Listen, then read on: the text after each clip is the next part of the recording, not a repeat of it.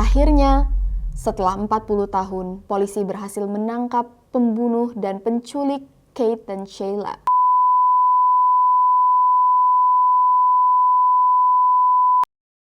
Hai guys, apa kabar kalian semua? Welcome back to Ruang Gelap dengan gua Amira.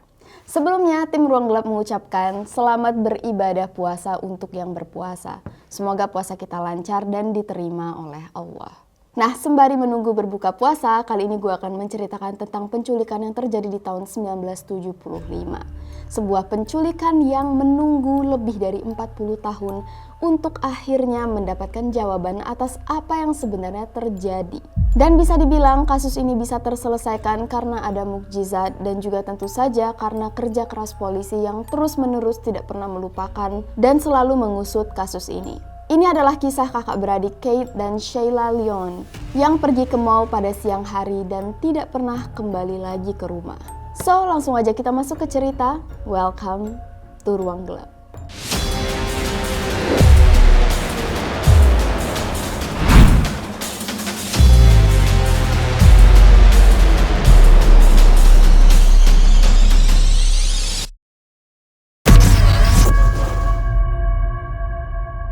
Kate dan Sheila Lyon tinggal di Maryland di luar kota Washington. Kate berumur 10 tahun sedangkan Sheila berumur 12 tahun. Ayah mereka adalah seorang penyiar radio terkenal. Pada libur musim panas tahun 1975, kedua kakak beradik ini minta izin untuk pergi ke mall. Mall ini memang berada di dekat rumah mereka dan merupakan salah satu tempat hits di kota tempat mereka tinggal. Biasanya kalau pergi ke mall ini seringkali mereka bertemu dengan kenalan, mulai dari teman, tetangga, keluarga. Pasti ada orang yang mereka kenal. Kate dan Sheila meminta izin untuk pergi di sekitar jam 11 siang, di mana mereka akan makan siang di dalam mall dan berjanji akan segera pulang sebelum jam 4 sore ke ibu mereka. Tapi ternyata sampai malam, Kate dan Sheila tidak pernah sampai ke rumah mereka. Awalnya, kedua orang tua mereka tidak terlalu panik. Mereka yakin Kate dan Sheila kemungkinan besar menginap di rumah teman mereka. Mungkin mereka lupa kalau Kate dan Sheila sudah minta izin, jadi mereka ngerasa ini bukanlah hal yang besar. Tapi ayah mereka yang merupakan penyiar radio terkenal sempat mengatakan di radio kalau dia sedang mencari dua anaknya. Dan kalau misalnya salah satu dari pendengar tahu di mana keberadaan anak mereka, dia meminta tolong untuk segera dikabari.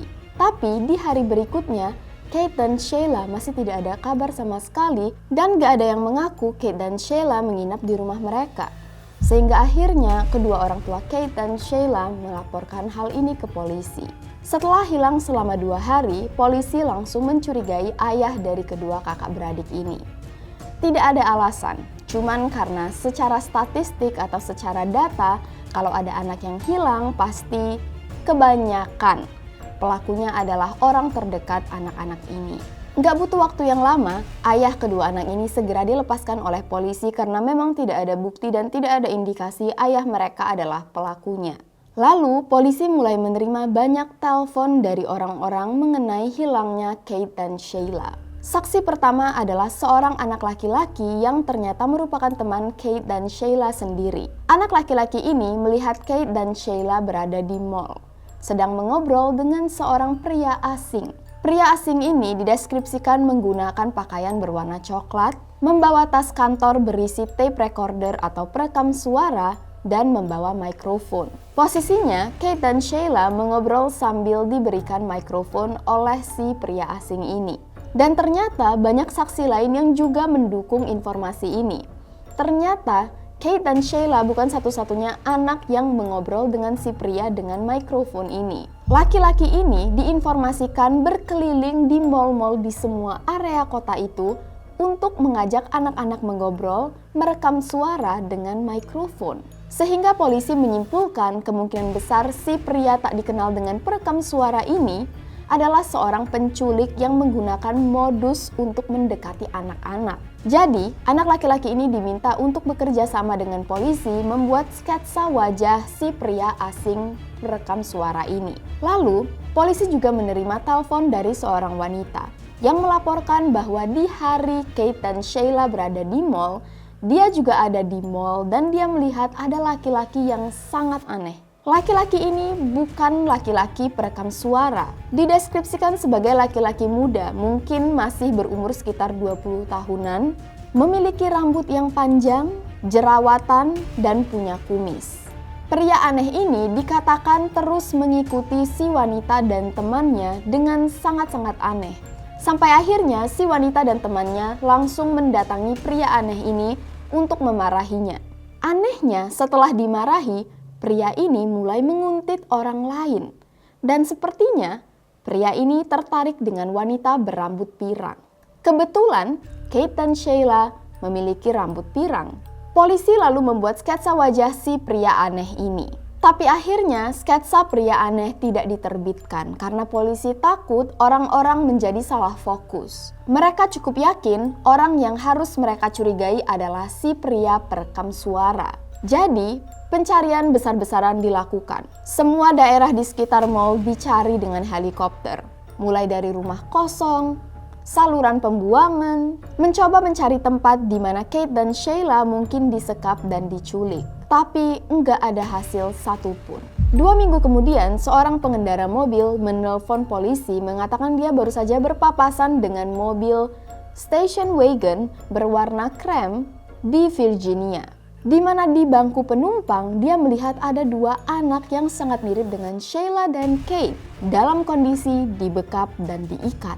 Begitu pengemudi mobil berwarna krem yang membawa 2 anak ini tahu bahwa si pengemudi mobil di sebelahnya melihat ada 2 anak yang disekap, pengemudi mobil krem ini langsung tancap gas, mengemudi dengan sangat cepat.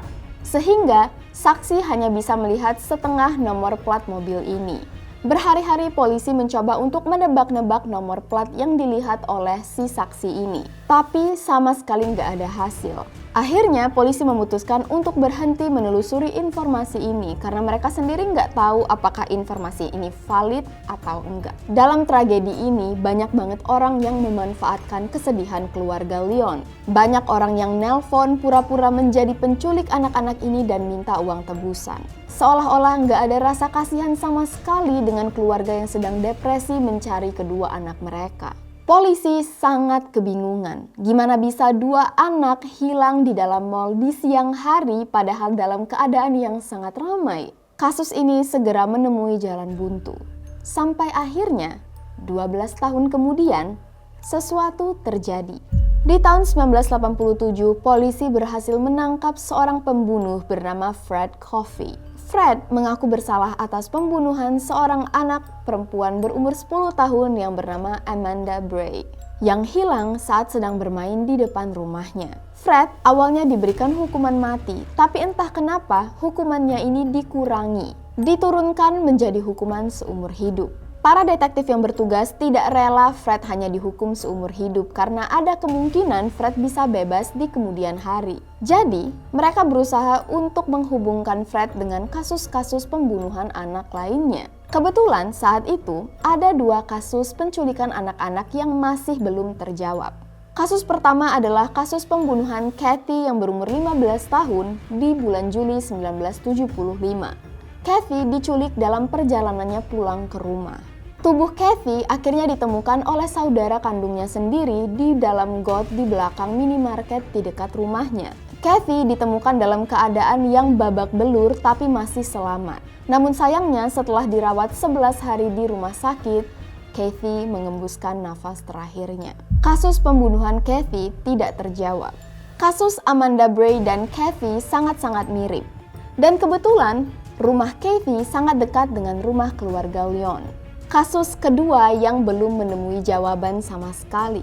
Terlebih lagi, wajah Fred sangat mirip dengan sketsa wajah pria asing perekam suara. Saat koran mengatakan bahwa Kathy ditemukan selamat, Fred yang baru saja pindah ke area itu langsung melarikan diri. Kasus Kathy dan Sheila dan Kate Leon adalah 2 kasus yang belum terpecahkan, terjadi di daerah yang sama, dan kebetulan Fred Coffey tinggal di sana saat 2 kejadian ini terjadi. Meskipun polisi geram dan mereka percaya jangan-jangan Fred adalah pelakunya, mereka nggak punya bukti apapun. Saat itu polisi yakin Fred adalah laki-laki yang sangat cocok untuk dijadikan tersangka dalam kasus penculikan Kate dan Sheila. Tapi, polisi lalu menemukan nama baru yang juga membuat mereka sedikit kebingungan. Pada tahun 2013, seorang detektif yang baru saja ditugaskan untuk meneliti kasus-kasus yang belum terjawab tidak sengaja melihat dokumen yang terkapar di atas meja. Secara nggak sengaja, nggak tahu gimana dokumen itu bisa dia lihat ada di atas meja, padahal sudah selama 40 tahun nggak pernah satu orang pun menyentuh dokumen ini. Dia coba lihat dan baca. Ternyata isinya adalah sebuah kesaksian dari orang yang bernama Lloyd Lee Welch yang memberikan informasi tentang penculikan Kate dan Sheila. Diceritakan bahwa Lloyd sedang berada di mall bersama istrinya untuk mencari kerjaan. Dan dia secara nggak sengaja melihat Kate dan Sheila mengobrol dengan laki-laki aneh yang membawa tas kerja. Lloyd mengaku memperhatikan Kate dan Sheila mengobrol dengan laki-laki ini selama kurang lebih 5-10 menit, yang tentu aja lama banget. Dan sebenarnya nggak ada informasi baru yang dikatakan oleh saksi Lloyd ini. Tapi, ada satu detail baru yang ditemukan oleh polisi dari kesaksian Lloyd. Pria asing yang dia lihat mengobrol dengan Kate dan Sheila dikatakan sedikit pincang. Detail ini sangat-sangat penting bagi detektif saat itu. Karena mereka punya satu tersangka lagi yang sangat-sangat memungkinkan menjadi pelaku penculikan Sheila dan Kate, yaitu seorang pedofil yang bernama Ray Molesky, yang ditangkap polisi karena membunuh istri dan anaknya sendiri di tahun 1977. Ray saat di penjara selalu cerita ke tahanan lainnya bahwa dia tahu apa yang terjadi pada Kate dan Sheila. Dan dia sebenarnya sempat mengobrol dengan polisi, berjanji akan memberikan informasi asalkan polisi berjanji mengurangi hukumannya di penjara. Tapi, belum sempat polisi menerima informasi, dia meninggal duluan di dalam penjara. Dan secara kebetulan, Ray Molesky pincang. Jadi, si detektif langsung berpikir, oh my god, akhirnya ada saksi yang bisa menguatkan bukti bahwa Ray Molesky adalah pelaku penculikan Kate dan Sheila. Jadi, beberapa polisi langsung mengunjungi Lloyd untuk meminta kesaksian apakah benar dia melihat Ray Molesky berbicara dengan Kate dan Sheila di hari mereka hilang. Nggak butuh waktu yang lama bagi polisi untuk mencari keberadaan Lloyd. Dan mereka saat bertemu dengan Lloyd langsung mengerutkan alis karena Lloyd ternyata adalah tahanan di dalam penjara. Lloyd dihukum 33 tahun di penjara akibat melakukan pelecehan terhadap anak berumur 10 tahun. Ternyata seorang pedofil juga. Dan kebetulan lagi, kalau kalian ingat, dulu polisi sempat membuat 2 sketsa. Sketsa laki-laki perekam suara dan laki-laki aneh yang menguntit. Wajah Lloyd sangat-sangat mirip dengan laki-laki aneh yang menguntit di mall pada saat Kate dan Sheila hilang. Sangat-sangat mirip. Saat polisi duduk bersama Lloyd, mereka mulai bertanya tentang kesaksian Lloyd yang melihat laki-laki pincang berbicara dengan Kate dan Sheila. Polisi menunjukkan foto Ray Molesky dan bertanya, bener gak laki-laki ini yang kamu lihat bersama Kate dan Sheila? Lloyd mengangguk. Polisi lalu mendapat informasi lebih lanjut, ternyata Lloyd dan Ray berteman sejak dulu. Apakah hanya kebetulan dua pedofil ini berada di tempat yang sama, saling kenal, tapi berada di mall dengan alasan yang berbeda? Lama-kelamaan polisi curiga jangan-jangan Lloyd sebenarnya adalah pelakunya. Lloyd selalu merubah-rubah ceritanya. Awalnya dia bilang Ray Molesky berbicara dengan Kate dan Sheila. Berbulan-bulan kemudian dia ganti lagi ceritanya. Dia bilang pamannya menyamar menjadi petugas keamanan di mall lalu menculik Kate dan Sheila diam-diam. Saat didesak oleh polisi, ceritanya berubah lagi. Kali ini sepupunya yang menculik Kate dan Sheila.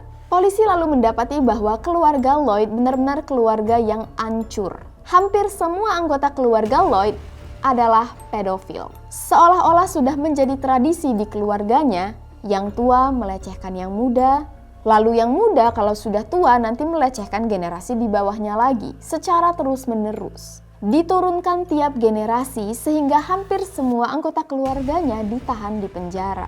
Dalam cerita Lloyd, dia tidak pernah melakukan penculikan. Awalnya dia bilang dia cuma menyaksikan, lalu berubah lagi. Saat didesak, berubah lagi. Dia bilang, oke, aku memang bantu masukin anak-anak ini ke dalam mobil. Tapi itu doang, abis itu aku langsung turun dari mobil. Didesak lagi oleh polisi. Dia ubah lagi ceritanya. Oke, sebenarnya aku juga bantuin untuk ngikat dan juga ngelakban mulut anak-anak ini. Dan makin polisi desak, makin berubah lagi ceritanya. Sampai akhirnya, cerita terakhirnya berubah menjadi cerita bahwa dia sendirian yang menculik 2 anak ini. Tapi dia nggak ingat. Bertahun-tahun polisi berusaha untuk meminta dia menceritakan hal ini. Bertahun-tahun juga cerita dia semakin berubah-berubah. Akhirnya polisi bertanya, oke, kalau gitu bisa nggak kamu jelaskan ke kita apa yang kira-kira terjadi pada 2 saudara ini? Lloyd bilang, kalau aku nggak salah nih, mereka berdua dibunuh, disiksa, dan dibakar. Polisi langsung mengerutkan kening. Bakar adalah hal yang sangat spesifik. Nggak mungkin orang yang nggak tahu dengan kejadian ini bisa berpikir bahwa kedua anak ini dibakar. Akhirnya polisi berusaha untuk menelusuri properti keluarga Lloyd. Dan ternyata para tetangga bersaksi di tahun 1975 saat Kate dan Sheila menghilang, terjadi sebuah kebakaran besar-besaran di properti Lloyd. Dan dalam kebakaran ini ada bau yang sangat busuk. Polisi merasa mereka semakin dekat dengan jawaban dan kenyataan. Satu persatu rumah keluarga ini dicek oleh mereka sampai akhirnya mereka menemukan satu ruang bawah tanah. Yang saat mereka cek menggunakan cairan luminol untuk mencari bekas darah, ruang bawah tanah ini menunjukkan reaksi yang sangat di luar akal pikiran. Bekas noda darah menyala dari lantai sampai ke plafon. Polisi juga berhasil menemukan satu gigi di properti lahan yang dibakar yang dikatakan milik anak berusia 12 tahun. Akhirnya, setelah 40 tahun, polisi berhasil menangkap pembunuh dan penculik Kate dan Sheila. Lloyd Lee Welch dinyatakan bersalah. Meskipun cerita Lloyd tentang apa yang terjadi pada Kate dan Sheila tidak bisa dipercaya, polisi menyimpulkan bahwa Kate dan Sheila dibawa ke dalam ruang bawah tanah, disiksa, lalu Kate dibunuh di dalam ruang bawah tanah itu. Lalu, Lloyd mengirimkan Kate dan Sheila menuju properti keluarganya di mana 2 anak ini dibakar di sana. Meskipun ditangkapnya Lloyd Lee Welch tidak akan pernah memberikan keadilan yang sepadan bagi keluarga Leon yang kehilangan 2 anak mereka, tapi setidaknya ada sedikit keadilan di dunia yang bisa mereka dapatkan. Sampai di sini dulu cerita kita pada kali ini guys. Mohon maaf lahir dan batin. Thank you so much untuk kalian yang selalu mendukung Ruang Gelap. See you all in the next video. Please stay safe and stay alive.